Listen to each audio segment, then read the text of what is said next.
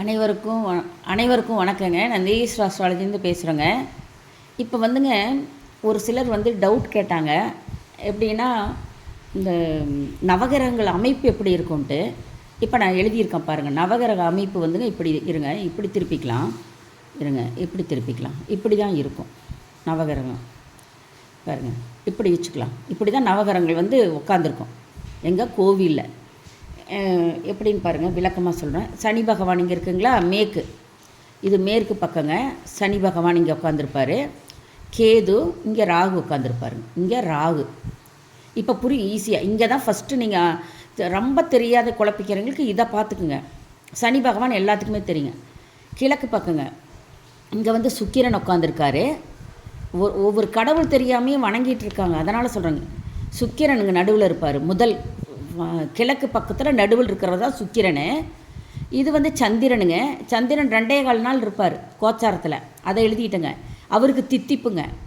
அவருக்கு படையில் தித்திப்பு எது வேணாலும் கொடுத்துக்கலாங்க. சுக்கிரனும் தித்திப்பு தாங்க. 1 மாதம் தான் ஒரு வீட்டில் இருப்பார் சஞ்சாரம் பண்ணும்போது. புதன் பாருங்கள், இந்த பக்கம் இருப்பார்.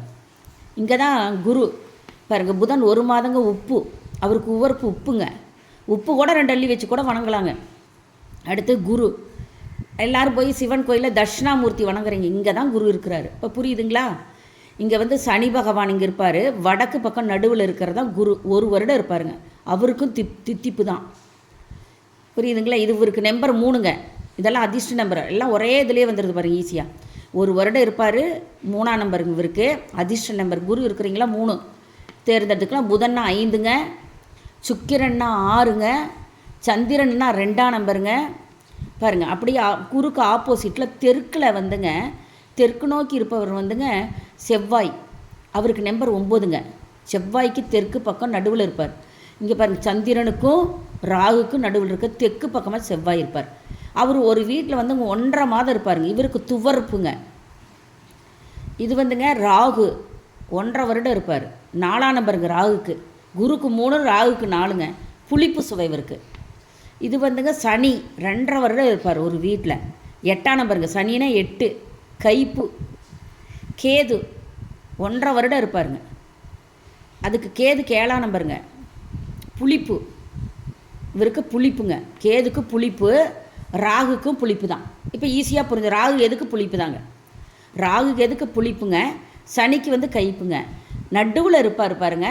நவகிரகத்தை இதாவது நல்லா மனசில் பதிவு வச்சுக்கலாம். சூரியன்னா காரம் தாங்க அவருக்கு. 30 நாள் ஒரு வீட்டில் இருப்பார். 12 தமிழ் மாதத்துக்கு 12 ராசியில் உட்காந்துட்டு போயிடுவார். இப்போ விருச்சிகத்தில் இருக்கிறார் கார்த்திகையில். 30 நாளுங்க ஒரு வீட்டில் இருப்பார். 1 மாதம் இருப்பார். இவருக்கு காரங்க. எது வேணாலும் காரம் போட்டு செய்யுங்க.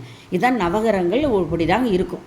இது கிழக்கு, மேற்கு, வடக்கு, தெற்கு. வடக்கில் நடுவில் இருக்குது தான் குரு பகவான். எல்லாம் குருவு போய் அர்ச்சனை பண்ணுங்கன்னா தட்சிணாமூர்த்திக்கு போய் பண்ணிக்கிட்டு இருக்கீங்க.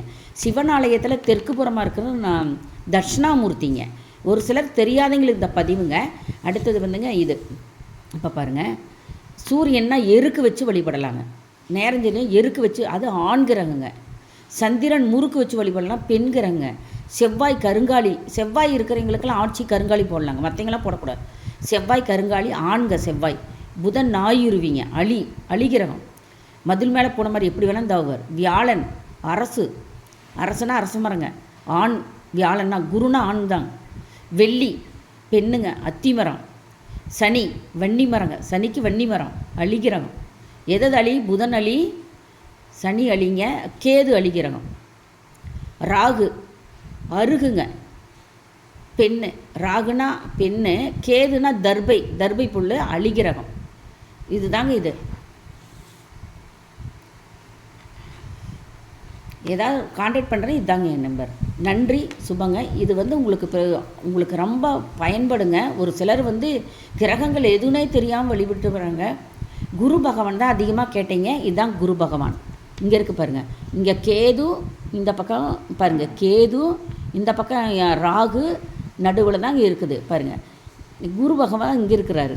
குரு வடக்கு நோக்கி இருப்பார். வடக்கு நோக்கி நடுவில் இருப்பார். இப்போ இதில் எல்லாம் நோட் பண்ணி வச்சுக்கோங்க. ஒரே இதை செயல்பாட்டை அடிக்கடி கேட்குறது இதுங்க. ஃபோன் பண்ணியே கேட்குறீங்க. அதனால் ஃபோன் பண்ணி தாங்க ஒரு சிலர் கேட்குறாரு. சொல்ல தெரியல. அதான் மேப் போட்டே நான் எழுதியே காட்டிட்டேங்க. நம்பரும் இதுதாங்க. அவங்கவுங்க ஆட்சிக்கு உண்டான நம்பர் அதில் எழுதியிருக்கேன்.